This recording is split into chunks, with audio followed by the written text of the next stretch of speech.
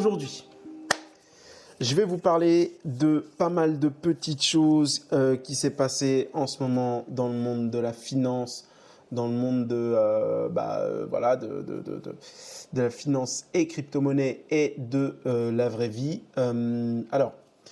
On va être clair, ces derniers temps, ça n'a pas été la joie sur les marchés de la crypto-monnaie. Vous l'avez vu, la crypto-monnaie Bitcoin a tout simplement cassé la gueule de 16 000 $.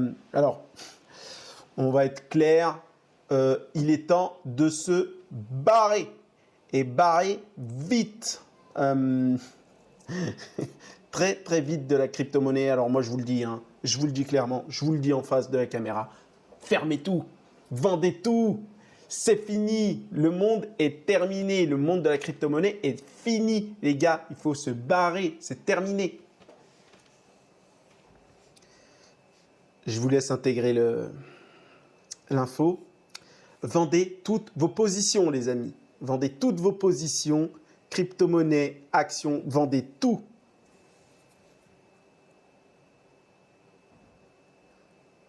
Mais non, je rigole. Je rigole, c'est pas vrai du tout ce que je suis en train de dire. Mais alors, bon, je vais reprendre du début et je vais m'expliquer pourquoi est-ce que j'ai fait un nom comme ça putaclic. C'est un monde, la finance, qui est gouverné et manipulé par un nombre de personnes assez restreint qui ont une force de frappe assez puissante. Et on va essayer de l'illustrer ensemble et je vais essayer de vous montrer pourquoi est-ce qu'il y a, quand on est un petit investisseur, il y a des choses à faire et des choses à ne pas faire. Alors, pour ça, on va aller faire un petit tour dans mon écran. Attention et magie. Ok. Alors, voilà l'information qui a fait exploser le cours du Bitcoin à la baisse. Et oui, Joe Biden qui nous fait du communisme ou du communisme pour certains ou du socialisme pour d'autres à l'américaine et qui prévoit tout simplement de taxer les gens qui font des bénéfices sur les marchés de l'ordre de 40%. Voilà. Donc, les États-Unis qui se mettent en ordre de marche vers un capitalisme un peu plus socialisé, un petit peu plus redistributeur des richesses. C'est la volonté de Joe Biden. Ça ne veut pas dire que ça va être fait. Mais voilà une annonce qui a tout simplement fait descendre les cours du Bitcoin en premier, mais aussi de toutes les places de marché, parce que tout simplement, en fait, les riches sont riches et ils ne veulent pas donner de fric. Je vous laisse absorber cette phrase aussi. On absorbe cette phrase. Les riches sont riches et ils ne veulent pas partager leur fric. Mais non, c'est des conneries ce que je suis en train de dire. C'est des conneries. Et je vous explique pourquoi. En fait, il faut bien comprendre une chose. C'est que dans un marché qui monte, les gens qui ont de l'argent ont besoin d'avoir ce qu'on appelle en fait des catalyseurs. Des catalyseurs pour pouvoir vendre le marché ou pour pouvoir l'acheter. Donc, en l'occurrence, on le sait, on va aller faire un petit tour du côté du prix du Bitcoin qui se trouve ici. Et donc, vous l'avez vu, vous le voyez en fait ici, là. Vous voyez que ce fameux 18 avril, c'est-à-dire dimanche dernier, voilà, une monstrueuse chute du Bitcoin qui le fait passer de 59 000 $ à en fermeture de la bougie 56 000 $ pour descendre jusqu'à peu près 54 000 $. Et le reste des jours de la semaine l'a fait descendre jusqu'à peu près 48 442. Et En fait, ce qu'il faut bien comprendre quand on regarde un marché, et ça, c'est mon point de vue. C'est un point de vue qui peut se confirmer, bien sûr, en regardant d'autres choses, mais je vais vous expliquer pourquoi est-ce que, pour moi, en fait, ce genre de graphique montre et explique en fait une sorte de manipulation de marché par tout simplement des gros portefeuilles. Euh, Qu'est-ce qui se passe quand ce qu'on appelle une baleine, en anglais on l'appelle un whale, dans le monde de la crypto-monnaie, cherche à vendre d'une manière massive, son Bitcoin contre l'US dollar? Eh bien, on a tout simplement une chute rapide du cours qui est traduit en fait sur les graphiques par ces espèces de mèches là. Et en fait, où est-ce qu'on voit en fait la manipulation de marché? On la voit en fait par la rapidité de la montée du cours ou la rapidité de la descente du cours. Et là, en l'occurrence, si on regarde bien, en fait, quand on retourne là, on va essayer de se mettre par exemple en 5 heures par exemple, et qu'on remonte au 18 ici, bah, vous le voyez, hein, vous voyez là en 5 heures la descente que nous avons eue. Une chute comme ça, massive, comme ça, en 5 heures, on peut même descendre à moins, hein, on peut descendre à, je sais pas moi, même à 2 heures. Ça montre en fait qu'il y a eu une volonté d'un certain nombre de gros portefeuilles de prendre des bénéfices. Et pour ça, il faut des prétextes. Et oui, il faut bien des prétextes pour pouvoir vendre ou acheter le marché. Et là, en l'occurrence, ce qui s'est passé le 18 avril, après une hausse, bah, vous voyez, hein, magnifique du Bitcoin, vous voyez, hein, depuis, on va dire, voilà, début 2020, une hausse monumentale. Et ce que vous voyez là, ici, là, hein, voilà, c'est la petite chute qu'on a eue, là, ici, là. Voilà. Donc, vous vous doutez bien qu'entre une montée monstrueuse comme ça et une petite baisse comme ça, bon, on n'est pas dans une vente massive du Bitcoin, dans une vente massive des crypto-monnaies et des altcoins. Non, il y a eu tout simplement une prise massive d'une partie des bénéfices qui ont été engrangés par ces baleines, hein, par ces whales. En fait, on identifie en fait les baleines par en fait leur adresse, et cette adresse doit posséder plus de 1000 bitcoins, ce qui fait des millions par portefeuille. Bien sûr, voilà, quand ces adresses-là bougent, ça fait bouger le marché parce qu'il y a énormément de bitcoins, et donc forcément les prix bougent plus vite. Et donc ce qui s'est passé en fait le dimanche dernier, pas celui-là, celui d'avant, eh ben, c'est tout simplement une prise de bénéfice grâce à un prétexte tout simplement qui a été balancé. On en a eu deux.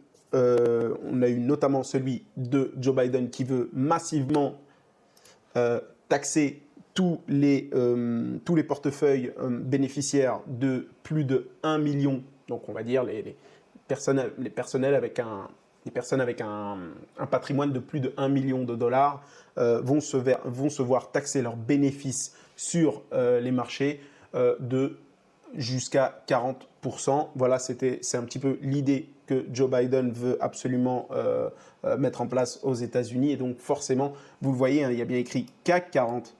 Joe Biden va serrer la vis. Oui, effectivement, je vous le rappelle souvent, nous sommes dans une très belle province des États-Unis que nous appelons l'Europe. Donc, les choix qui sont faits aux États-Unis nous concernent directement parce que nous sommes une belle province des États-Unis.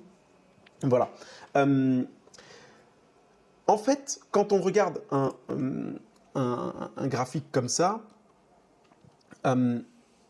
comment est-ce qu'on sait que le marché est manipulé? C'est par tout simplement en fait ces baisses extrêmement rapides, de l'ordre de la minute, au mieux de l'heure, qui descend comme ça extrêmement rapidement. C'est tout simplement en fait des whales, des baleines qui prennent des bénéfices sur les marchés et ça fait tout simplement trembler les marchés et les marchés sont pleins de robots.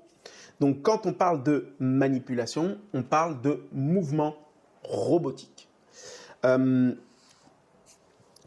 Et c'est là, en fait, que je veux tirer la sonnette d'alarme.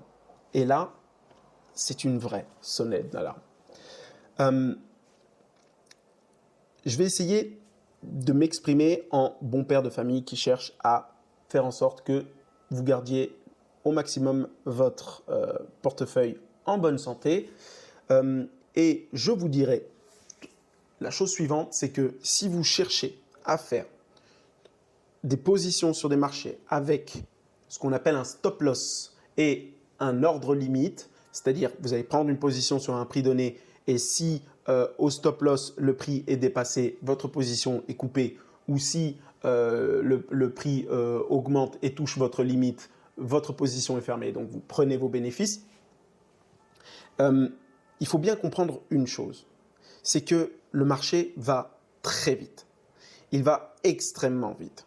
Et donc, si vous voulez jouer en fait les traders, il va falloir bien comprendre et bien savoir ce que vous faites. D'où l'importance de la formation. Mais je vais aller encore plus loin que ça. On devient trader que si on a un portefeuille et une poche profonde. Je répète ce que je viens de dire.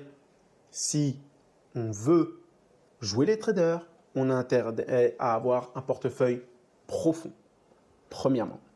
Pourquoi? Parce que, comme vous le voyez là un petit peu hein, sur ce graphique-là, vous voyez un petit peu ces rapidités d'exécution, ces longues mèches, ces longues bougies que vous voyez ici, là, hein, grande en verte, grande en rouge, etc. etc. Et quand on passe justement en one day, vous allez voir une chose, c'est ces petites mèches-là. Là.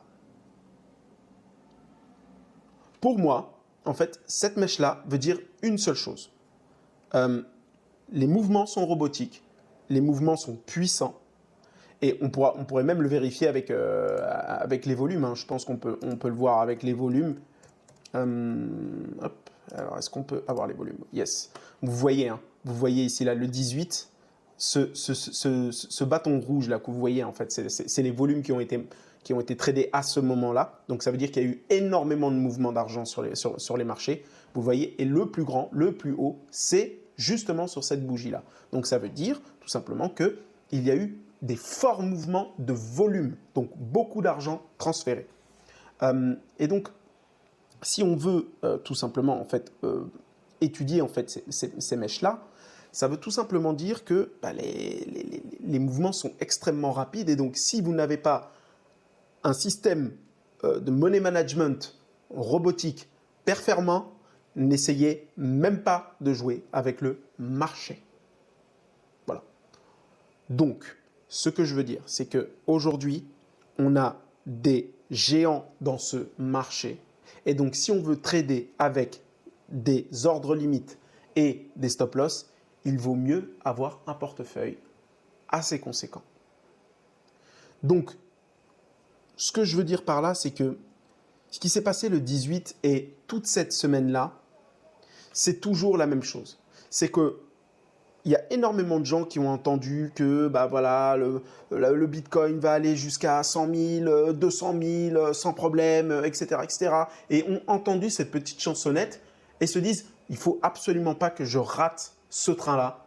Il faut que je monte dedans. Et même mieux que ça, je vais faire du levier, je vais faire des stop-loss, je vais mettre des ordres limites, etc., etc. » Et ces gens ont tout simplement joué les apprentis sorciers parce que quand on joue en fait avec un petit budget, un petit investissement, on ne trade pas, tout simplement. On ne trade pas.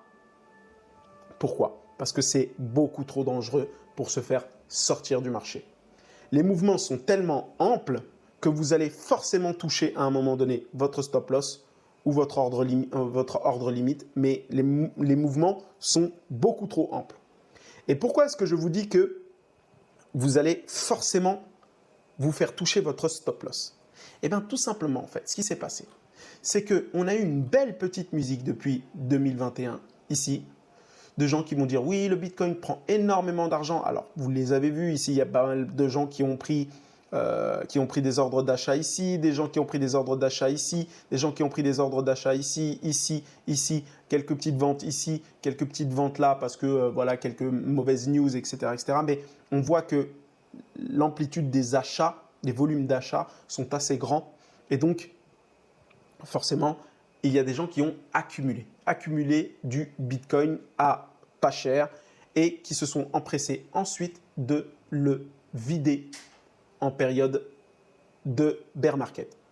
Donc, les petits portefeuilles ont tout simplement entendu cette belle musique que le Bitcoin va toujours augmenter. Ici, là, tout le monde était gagnant, tout le monde est super content, tout le monde s'enrichit, etc., etc. Mais ce qu'on ne comprend pas, et ça, je veux essayer de le faire comprendre aux personnes qui débutent sur les marchés, c'est qu'il ne faut pas oublier qu'il y a ce qu'on appelle un order book, donc un carnet d'ordre. Et ce carnet d'ordre est ouvert à tous. Donc, ce carnet d'ordre étant ouvert à tous, on sait le nombre de gens qui ont pris des positions à tel prix, le nombre de gens qui ont pris des positions à tel prix, le nombre de gens qui ont pris des positions à tel prix. Et il est facile pour les grands portefeuilles de se dire « Ah tiens, il y a beaucoup de gens qui ont pris des positions à cet endroit-là. Je vais vendre un maximum à ce prix-là pour leur faire toucher leur position et faire sortir les gens du marché.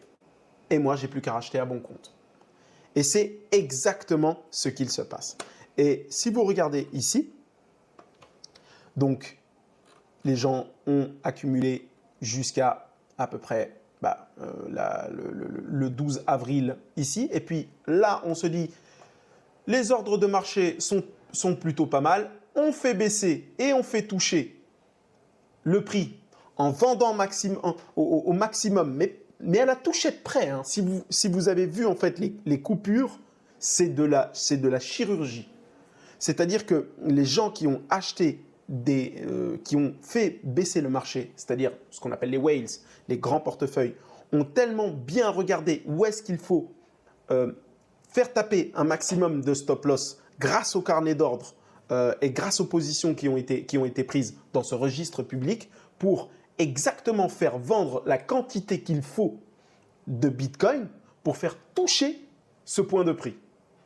Et c'est là qu'on parle de manipulation de marché. On ne parle pas vraiment de manipulation de marché. Alors les gens sont arrivés sur leur ordinateur pour dire oui, alors il faut que le cours… Non, c'est des gens qui ont une telle puissance sur les marchés qui permettent de vendre à un prix qu'ils décident, à une quantité qu'ils décident pour faire sortir un maximum de gens et racheter à bon compte. C'est de ça qu'on parle. C'est de ça qu'on parle en manipulation de marché. Donc attention, si vous n'êtes pas un whale, si vous n'êtes pas une baleine, ne tradez pas. Tout simplement, ne tradez pas. Et on le voit hein, aujourd'hui. Hein. Qu'est-ce qui s'est passé? Regardez-moi cette jolie petite mèche. Si on regarde, par exemple, en horaire, on va passer sur 2 heures, vous voyez le volume de marché ici? Vous voyez ici le volume de marché? Ça s'est passé cette nuit à minuit.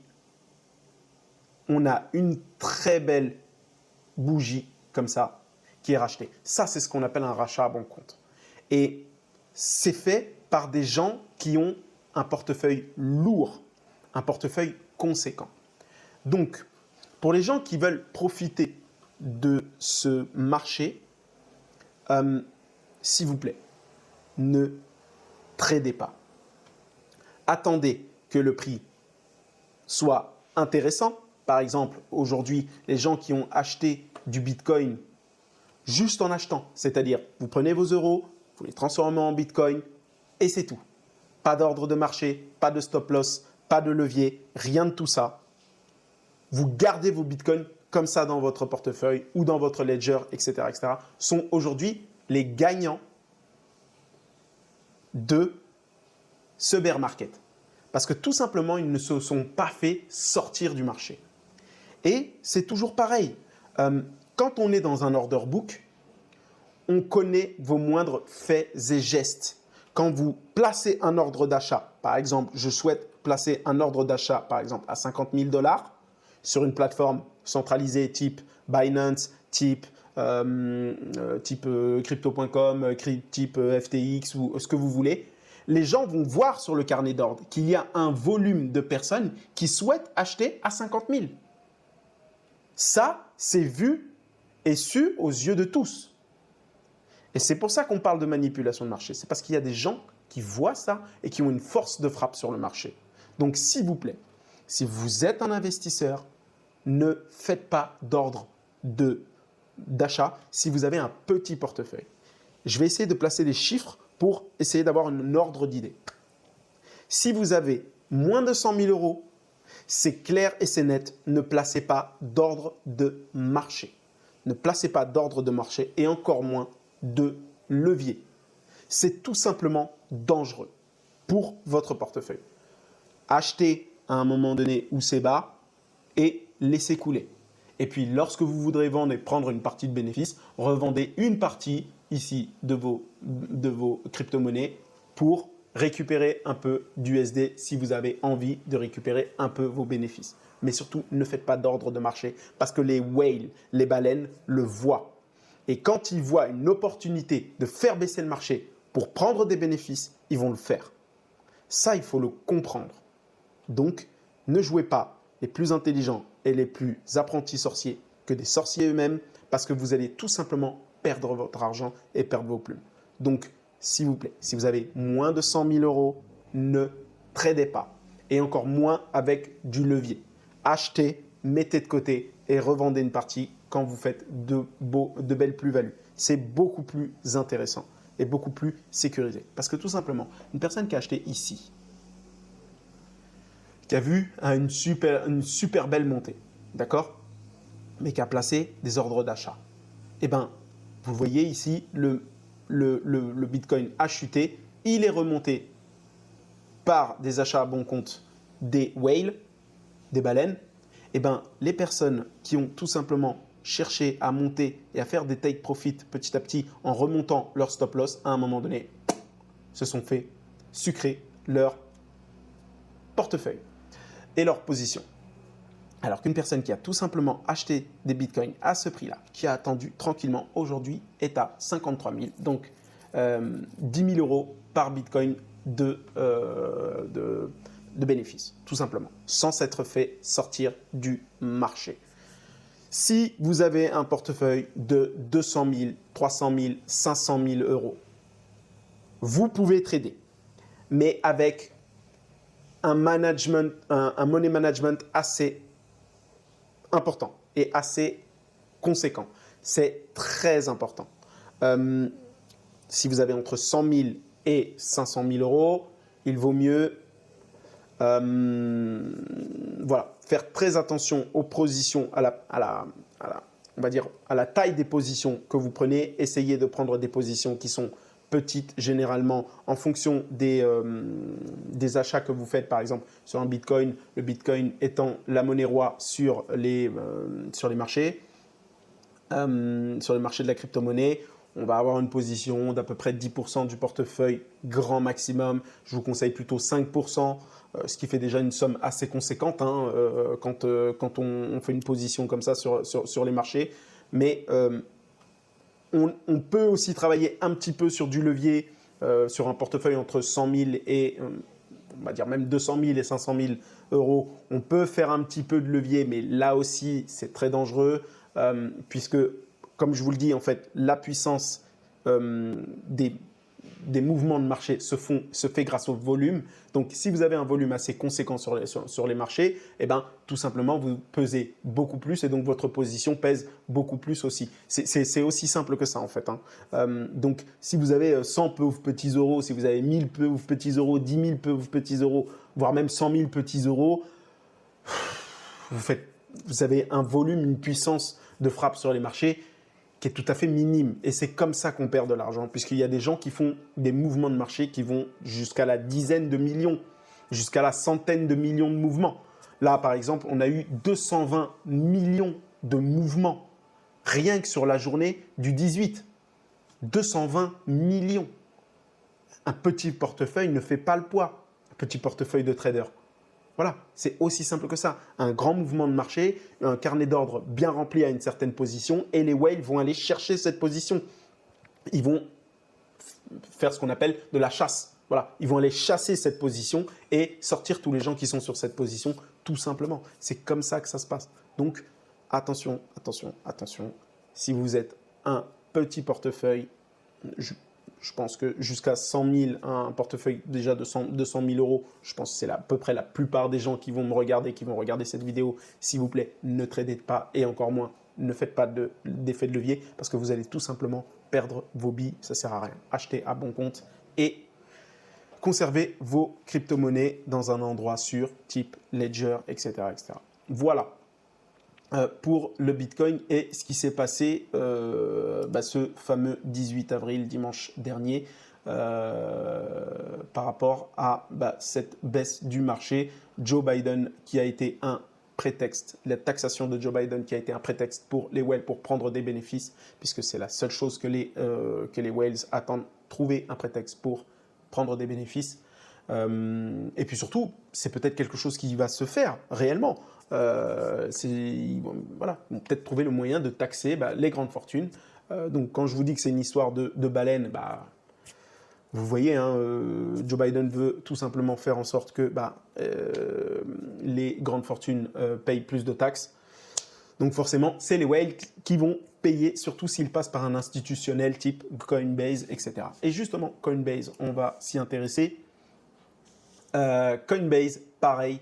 Malheureusement, je n'ai pas fait de vidéo par rapport justement à l'introduction de Coinbase. Et c'est très intéressant ce qui s'est passé en fait pour l'entrée en bourse de Coinbase. Il y a quand même pas mal de youtubeurs qui ont prévenu et ils ont eu raison de ne pas prendre part quand on est un petit investisseur ou un investisseur novice à l'achat de l'action Coinbase dès son introduction. Pour quelle raison? Eh bien, on va le voir tout de suite. Coinbase, en date du 23 avril, qui perd 32% du plus haut de l'action. 32% de chute par rapport au plus haut du prix de l'action. Et pourquoi? Eh bien, on va le voir. Donc ici, on est en daily sur l'action Coinbase. Et donc, le jour de l'introduction, hein, vous le voyez, je vous avais parlé encore de ce qu'on appelle les mèches. Ces petites mèches, ça c'est ce qu'on appelle une mèche et ça c'est ce qu'on appelle une bougie. Hein. Donc le gros carré au rouge ou vert, c'est la bougie et les petits traits, c'est ce qu'on appelle des mèches. C'est la force du mouvement. Ça montre le mouvement dans le temps donné de la journée. Si on est en daily, c'est la journée. Si on est en heure, c'est l'heure. Donc vous avez un mouvement sur l'heure, etc., etc. Si vous passez en 5 minutes, en 10 minutes, etc., etc. On va rester en une heure, c'est assez intéressant. Et donc, vous le voyez ici, prix de l'entrée. Le prix a commencé ici en introduction à peu près 400 $, est monté extrêmement puissamment jusqu'à 428 $. Et à la fin de l'heure, on repasse sur une autre bougie, rechute du prix pour aller jusqu'à 330 $. Sachant que l'introduction officielle se voulait à 285 $ pour une action Coinbase. Comme il y a eu un ordre de marché extrêmement puissant, forcément, le prix s'envole dès l'ouverture. Et donc, il a commencé directement à 375 $. Ouais, c'est ça, c'est ça, à peu près 375 $ et monté jusqu'à 420. Et puis, les gens ont tout simplement revendu. Qui a revendu? Ça, c'est intéressant à le savoir. Eh bien, les gens qui ont revendu ça, ce sont tout simplement les gens qui travaillent chez Coinbase. Et les gens qui ont été les premiers à avoir des actions Coinbase sont les premiers à avoir profité de cette méga hausse. Et qu'est-ce qu'on voit maintenant? Eh bien, on a vu tout simplement sur la journée d'ouverture, puis la journée d'après, un petit rachat à bon compte le troisième jour, et ensuite une petite descente. Vous voyez, hein, la descente, elle est descendue jusqu'à 282, c'est-à-dire on a retrouvé à peu près le prix initial sur lequel l'action devait tout simplement être listée. Donc, le problème, c'est quoi? C'est toujours la même chose, le volume. Et vous le voyez hein, ici, il y a eu un ordre d'achat extrêmement puissant le jour de l'introduction, mais aussi un ordre de vente. Les volumes, c'est le total des achats et des ventes. Et bien tout simplement, ça s'est cassé la gueule.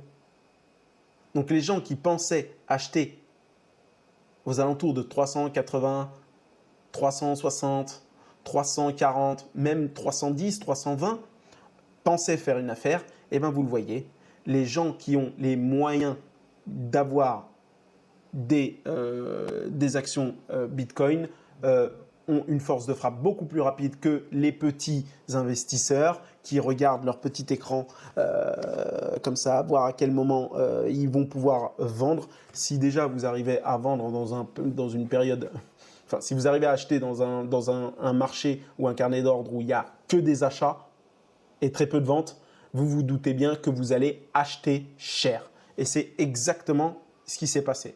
Donc, pas d'achat à 335, pas d'achat, pas d'actions vendues. À 340, pas d'actions vendues. À 370, pas d'actions à vendre. 390, pas d'actions à vendre. 420, pas d'actions à vendre, etc., etc. Et lorsque votre ordre trouve une vente, là, l'achat se fait. Et donc là, vous comprenez que le premier jour, il y a tellement plus de gens qui veulent acheter que de gens qui veulent vendre. Forcément, le prix d'équilibre est beaucoup plus haut. C'est exactement ce qu'il faut comprendre. Et donc là, vous le voyez hein, aujourd'hui, hein, c'est plutôt bas. Hein. Aujourd'hui, entre 285 le prix d'ouverture et 301 aujourd'hui, bon, le marché n'est pas encore fermé aujourd'hui aux États-Unis, mais aujourd'hui, on est dans un jour un peu bear hein, pour Coinbase. Hein. Donc là encore, c'est pareil que Bitcoin. N'achetez pas quand c'est la folie furieuse. Attendez que les choses se tassent. Surtout quand c'est quelque chose qui est extrêmement demandé. Les prix vont exploser à la hausse. Et ce ne sera pas forcément une affaire. Et surtout, votre ordre ne va pas peut-être passer au prix auquel vous espérez. Et ça, c'est encore plus violent. Donc, vous vous retrouvez coincé avec une action que vous avez achetée à 400 $. Et vous espérez maintenant qu'il est à 301 $, qu'il revienne à 400. Mais vous êtes perdant. Vous êtes tout simplement perdant. Voilà.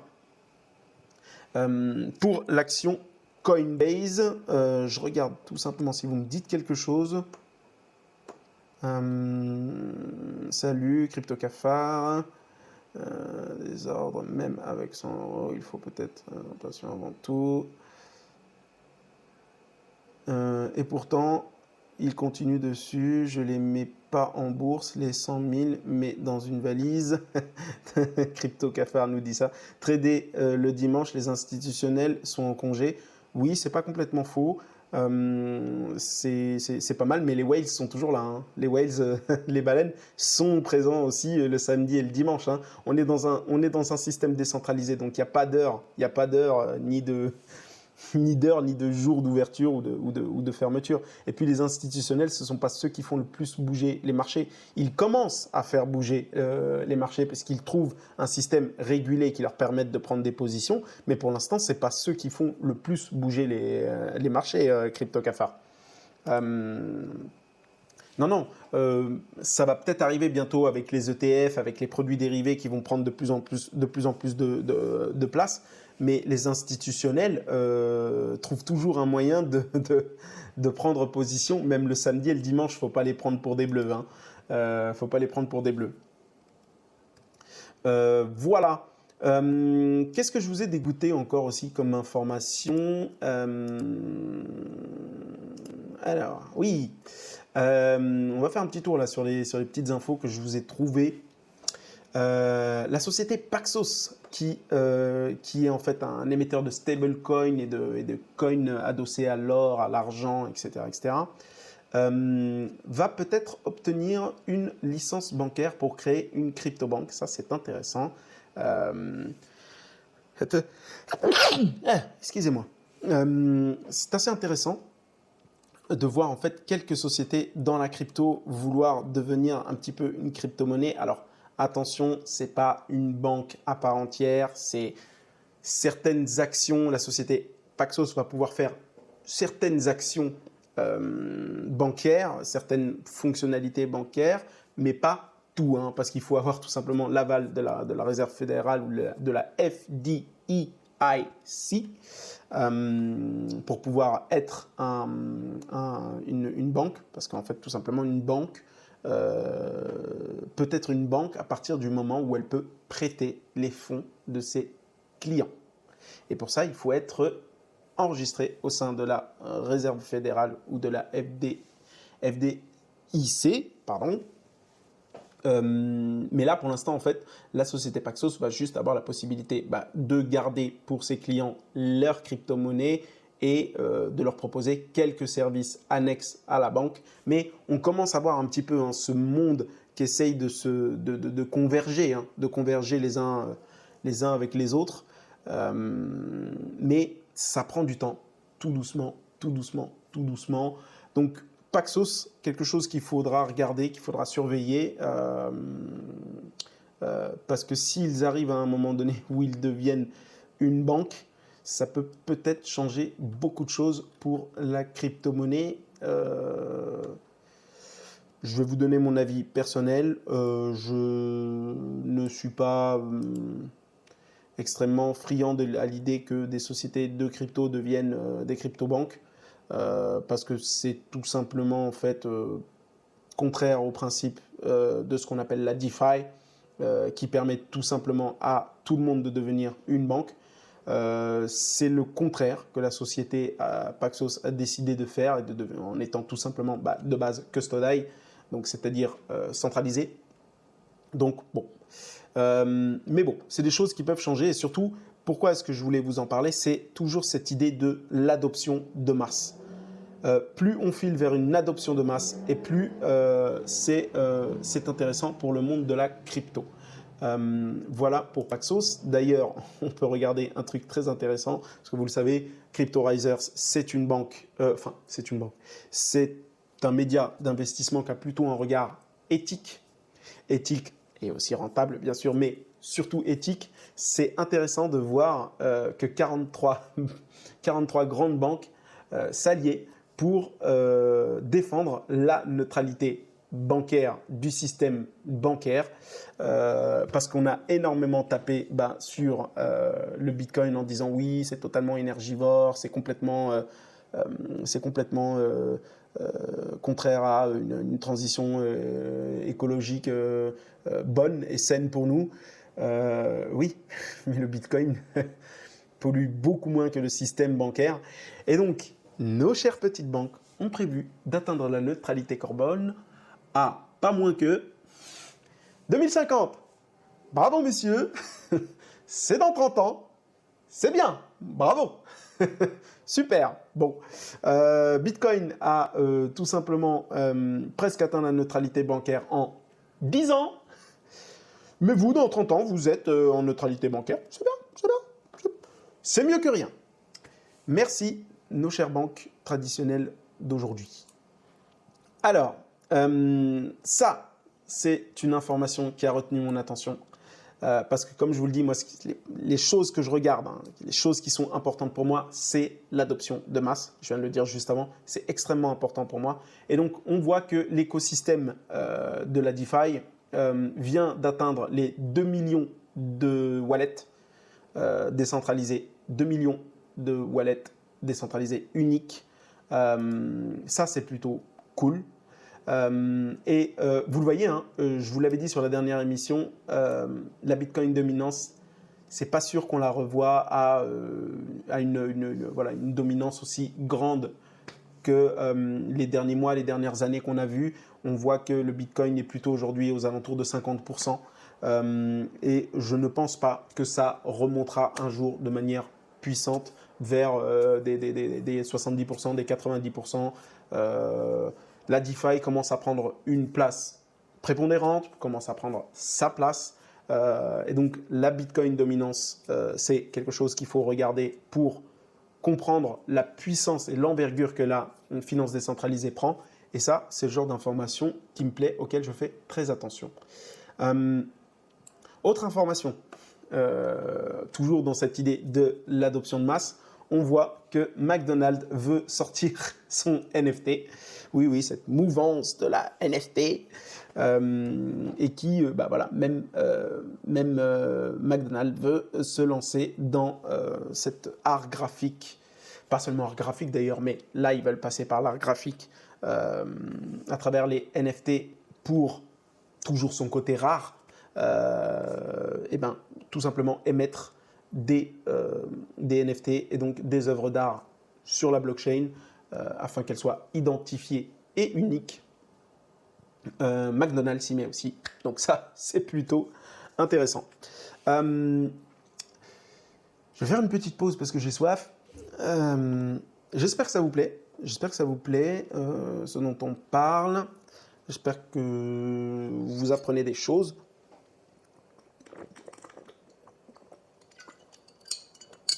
J'avais besoin de faire cette vidéo parce que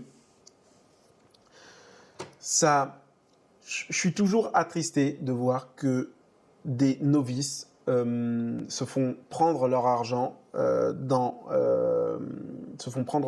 sur les marchés en pensant être bons en crypto, en pensant devenir riches rapidement grâce à ça. Et on ne comprenne pas, malheureusement, qu'il y a des gens qui sont beaucoup plus gros qu'eux et qui vont tout simplement prendre le temps de prendre leur argent.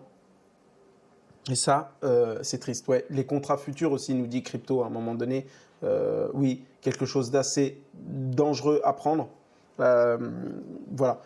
Ne tradez pas si vous avez un petit portefeuille. Achetez les choses à bon compte, mettez-les en sécurité et attendez patiemment que ces crypto-monnaies prennent de la valeur. Mais ne jouez pas avec les mouvements du marché. Ça n'a pas de sens quand on est un petit portefeuille. On finit toujours par se faire laminer. On va faire un tour encore sur mon écran pour voir un petit peu ce qui se passe. Et surtout, je voulais vous parler d'un projet que je trouve complètement dingue. Sur lequel je voulais vous en parler. Il s'agit de tout simplement Alchemix. Projet DeFi que je trouve juste complètement dingue. Alors, est-ce que le modèle va marcher à long terme? Ça, on le verra bien avec le temps, mais je trouve complètement dingue leur idée. Alors, qu'est-ce qui se passe au sein de ce petit... ouais, je suis sur Matic, donc on va passer sur Ethereum. Hop, hop, voilà. Donc, premier projet intéressant. C'est un projet de lending. Donc, un projet de lending, qu'est-ce que c'est? C'est vous pouvez déposer vos crypto-monnaies et vous recevez un intérêt. Et donc, ici, on voit, on ne peut déposer que du DAI sur le projet Alchemix et vous avez un rendement de 27%. Un rendement de 27%. Et alors, où est-ce que Alchemix est unique et fait un boulot de dingue que j'ai hâte de voir évoluer dans le temps et le voir comment il va évoluer dans le temps. C'est que tout simplement, en fait, le borrowing, c'est-à-dire l'emprunt, est complètement révolutionnaire. Pourquoi est-ce qu'il est révolutionnaire? Il est révolutionnaire tout simplement parce que si vous déposez des DAI, vous recevez un pourcentage de 27%, vous pouvez emprunter 50%, donc jusqu'à 50% de ce même dépôt. Et c'est là que c'est différent par rapport aux autres systèmes. Cet emprunt va être remboursé automatiquement par les rendements que vous allez avoir sur votre dépôt. Donc, imaginez bien. Là, on est encore sur quelque chose de nouveau, de totalement nouveau. Vous déposez de l'argent, vous faites un emprunt de 50%, et là, vous ne vous souciez même pas si c'est dans 1 an ou si c'est dans 2 ans, ou est-ce que je vais réussir à avoir le pourcentage d'intérêt qu'il me faut pour rembourser mon truc, parce qu'il va falloir repay, c'est-à-dire repayer votre emprunt. Et bien là, non, en fait. Vous prenez votre argent et l'argent qui est déposé est bloqué jusqu'à temps que cet emprunt est remboursé par votre rendement. Ça, c'est dingue. Ça, c'est juste dingue. C'est ça qui est dingue. Et donc, tout simplement, en fait, vous déposez vos DAI, vous prenez 50% de ce que vous pouvez tout simplement emprunter et vous laissez faire les choses, tout simplement. Votre dépôt va rembourser votre emprunt petit à petit dans le temps. Alors, on ne parle pas de 12 mois, on ne parle pas de 24 mois, on ne parle pas de tout ça parce que, en fait, tout simplement, c'est valable autant de temps qu'on veut. Et à partir du moment où votre dette est remboursée, étant donné que tout est basé sur le rendement qui peut évoluer à la hausse ou à la baisse, on ne peut pas parler de temps. On parle juste de rendement. Et donc, lorsque le rendement de votre dépôt a remboursé votre dette, c'est fini. Voilà, c'est aussi simple que ça. Vous pouvez retirer votre argent et c'est terminé. Et ça, c'est complètement dingue. Alors bien sûr, vous pouvez tout simplement, si vous n'avez pas envie d'attendre et que vous avez envie de récupérer votre dépôt, vous pouvez repay, tout simplement repayer votre emprunt et récupérer votre dépôt. Ça, c'est faisable. Mais c'est quand même assez dingue d'imaginer qu'aujourd'hui, vous retirez de l'argent, vous déposez de l'argent, vous retirez 50% de sa valeur en DAI. Donc, ça n'évolue pas. On est sur un DAI est égal à 1 dollar. Donc, ça ne changera pas avec un rendement de 27%. C'est quand même parmi les plus gros que j'ai vus. Bien sûr, c'est Yearn Finance. Et tout simplement, vous sortez ça de votre tête et un jour, vous reviendrez, votre dette a été remboursée et vous aurez profité de 50% de la valeur de votre dépôt tranquillement. Ça, c'est juste fou. Petit problème. Où est le défaut? Le défaut, c'est que c'est tout simplement sur Ethereum. Et donc, pour l'instant, c'est un projet qu'il faut absolument garder à l'œil et voir peut-être ce qu'il donnera en juillet, c'est-à-dire au moment de l'adoption de l'EIP 1559 sur lequel je vous ai déjà parlé, qui va permettre de drastiquement baisser les fees. Et donc là, ça sera vraiment un projet intéressant. Je voulais vous parler d'Alchemix. C'est vraiment un projet à regarder. Alors, vous allez me dire, est-ce qu'on peut acheter le token? C'est là que je vous dirais attention. Je vous dirais attention parce que tout simplement, je trouve le token assez cher. Et j'ai l'impression qu'il souffre d'une certaine inflation qui ne me plaît pas. Donc, je vous dirais attention au token. Un token qui a une valeur aujourd'hui de 1000 dollars, de 1000 euros. Donc, en dollars, je ne sais pas, 1200 dollars, 1300 dollars. Bon, je le trouve très cher. Après, c'est vrai que graphiquement parlant, il est plutôt stable. Mais on voit que les derniers mois, les derniers jours, le projet étant sorti le 1er mars à peu près, je crois, ou fin février, on a un prix qui évolue quand même assez raisonnablement. Et c'est pour ça que j'aime ce projet-là. Mais bon, j'attendrai quand même peut-être un point d'entrée qu'on commence bientôt à avoir, je dirais plutôt vers les 800 dollars. Moi, si je l'achèterais plutôt vers les 800 dollars, 820 dollars. Je pense que c'est là que ça sera un petit peu plus juste. Parce que là, je le trouve quand même un petit peu cher en termes de capitalisation et en termes de prix de token. Après, bien sûr, il faut regarder aussi combien de tokens a été émis. Donc, le maximum total, c'est l'offre max. Attends. L'offre max, c'est 478 et l'offre totale, c'est 925. C'est ce que je vous disais. Il y a quand même, pour un nombre d'Alchemix de 478, on en a en circulation actuellement à 957. Ça veut dire qu'il y a une énorme inflation, une inflation en x2. Je trouve ça assez énorme. Donc, faire attention parce que le prix peut peut-être drastiquement diminuer. Donc, gardez en tête ce projet-là, mettez-le vous dans votre petit portfolio. Mais en tout cas, le projet en lui-même est quand même assez dingue. L'idée de de déposer et puis de pouvoir emprunter et de tout simplement rembourser votre dette par les rendements que vous allez faire.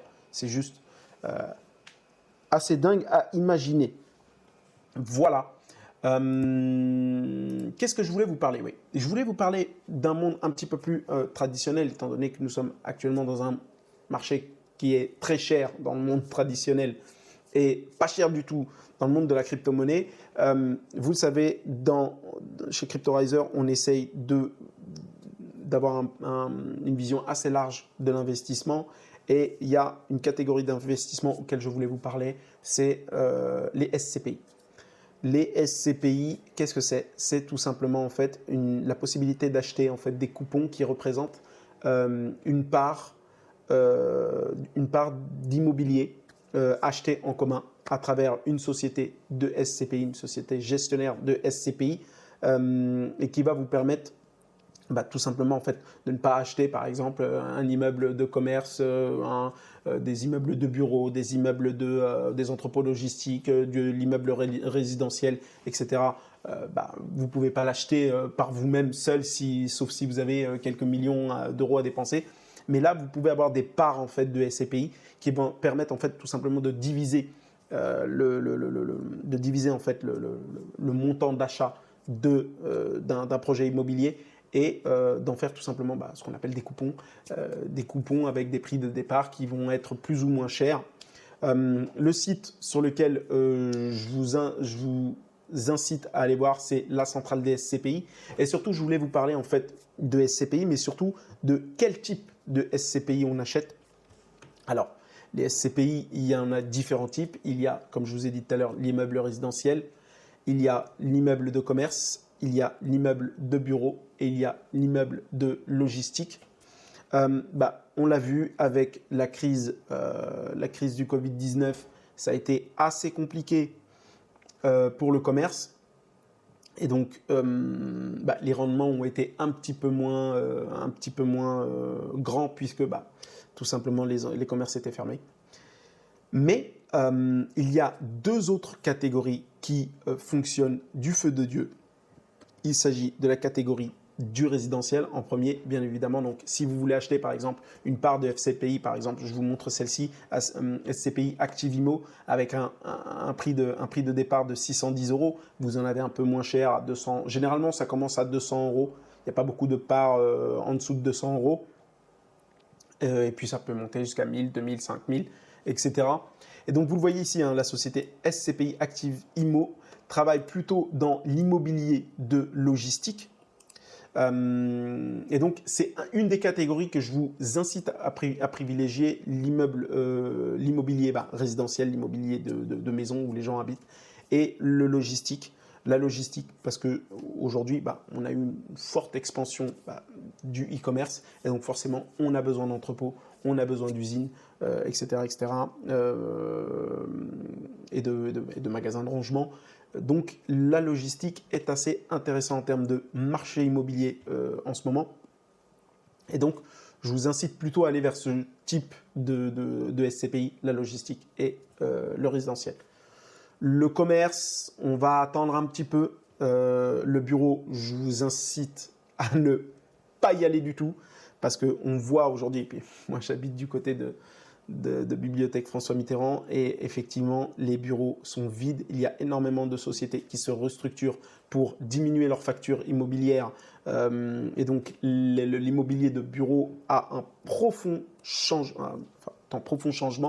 Et donc voilà, je vous conseille pas trop d'aller du côté du bureau. Le commerce, ça peut aller, mais surtout la logistique et le résidentiel. Je voulais vous parler aussi d'un autre fournisseur de SCPI. C'est Novaxia qui propose en fait une SCPI qui s'appelle Neo et qui est plutôt orientée et labellisée ISR. Novaxia, c'est vrai qu'ils sont assez branchés ESG, donc environnement social et gouvernance. voilà, des choses un peu plus éthiques, l'ISR, investissement socialement responsable, et qui fait plutôt justement des SCPI qui sont assez orientés, voilà, ISR, ESG, et qui proposent des petites SCPI assez intéressantes. Mais surtout, voilà, quand on veut aider à un environnement plus responsable, plus respectueux de l'environnement, etc., on va plutôt aller chercher les labels ISR, les labels ESG, et notamment chez Novaxia, leurs SCPI sont labellisés ISR, et donc ça, c'est plutôt intéressant. Voilà.